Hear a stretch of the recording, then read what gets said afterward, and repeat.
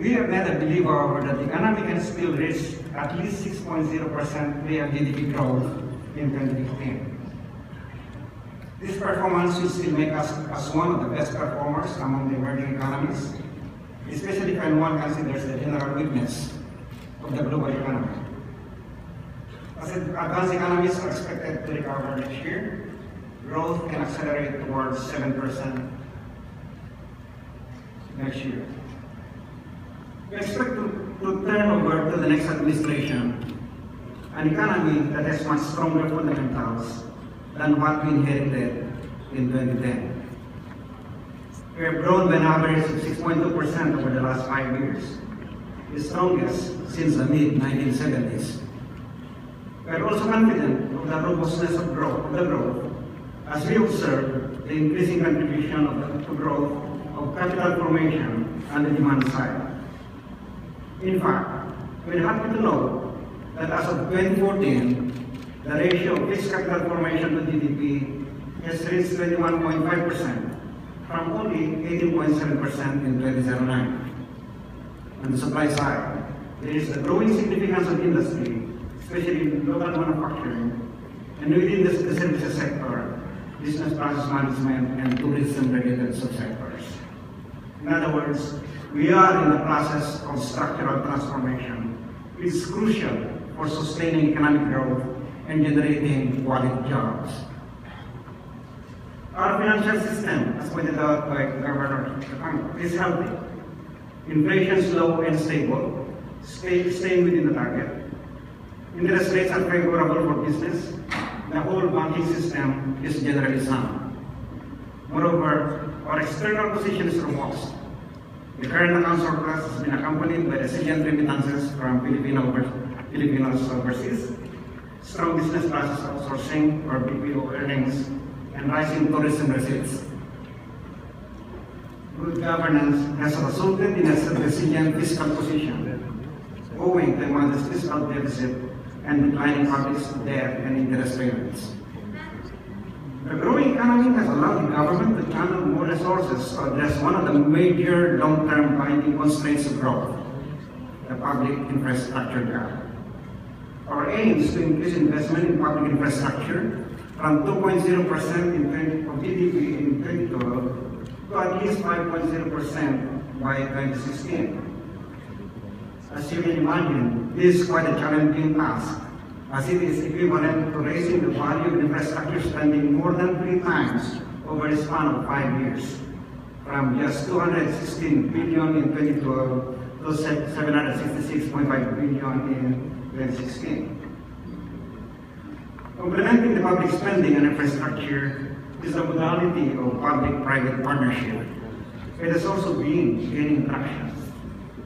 As of September 21, 2015, a total of 12 projects worth 285 billion pesos, equivalent to $6.1 billion US, or around 2% of GDP, were already under implementation. Another 41 projects are in the pipeline, including 15 projects worth 520 billion pesos, or around 4% of GDP, that are already undergoing various stages of procurement.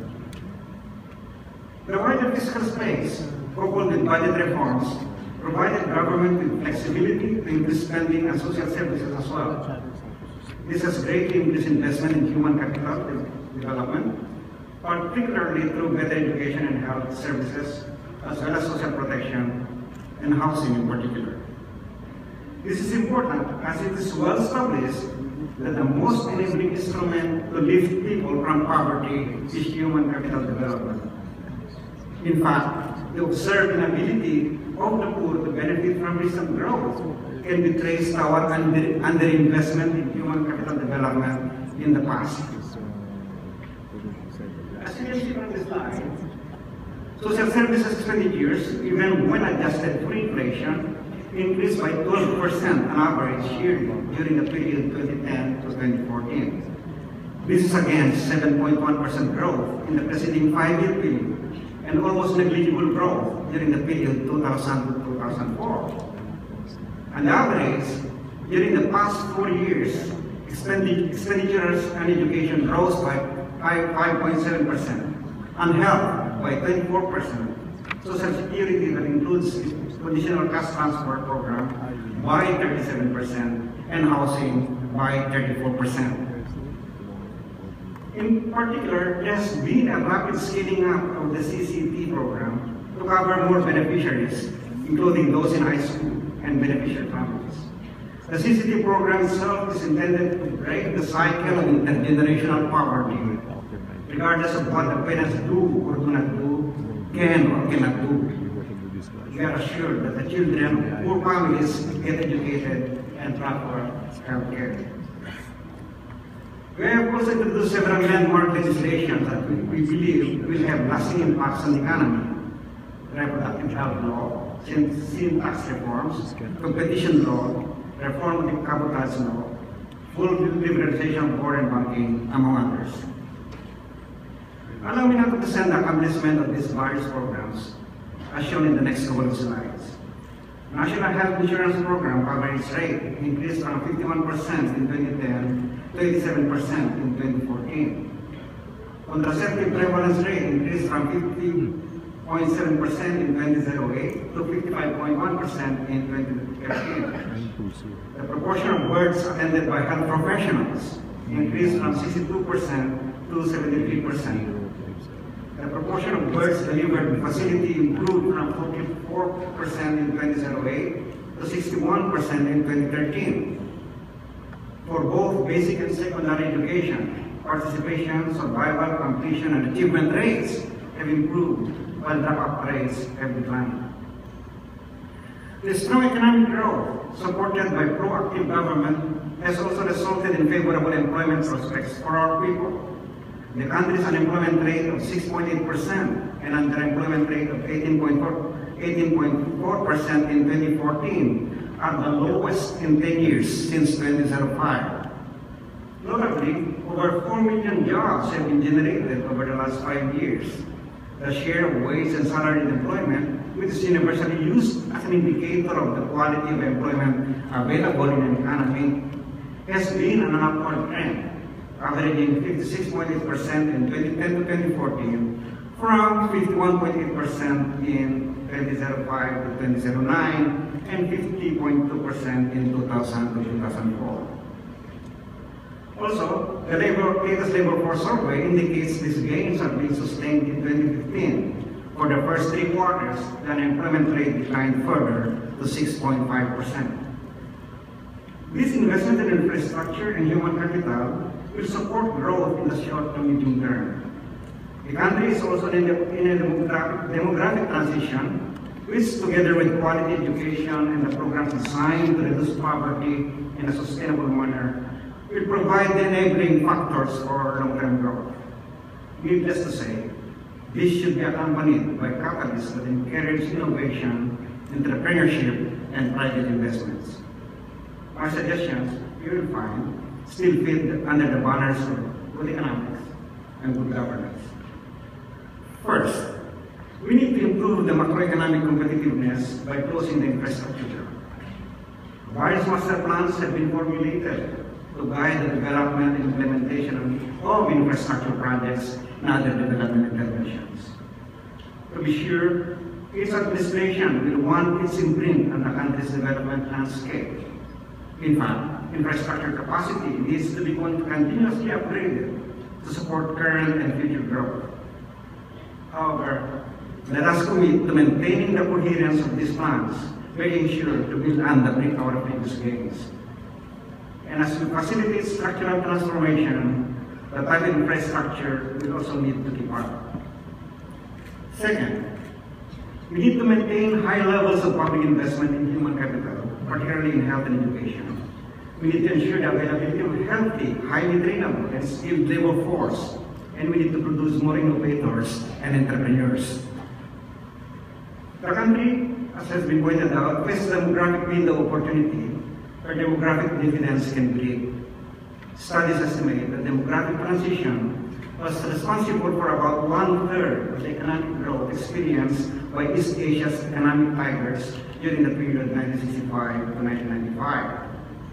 Our own studies, however, show that if we revert to business as usual practices we may not be able to realize as much demographic dividends as our neighbors.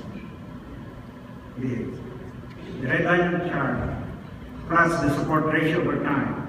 The support ratio is simply the number of effective workers and the number of effective consumers, where each worker or consumer is weighted according to age-specific income or consumption.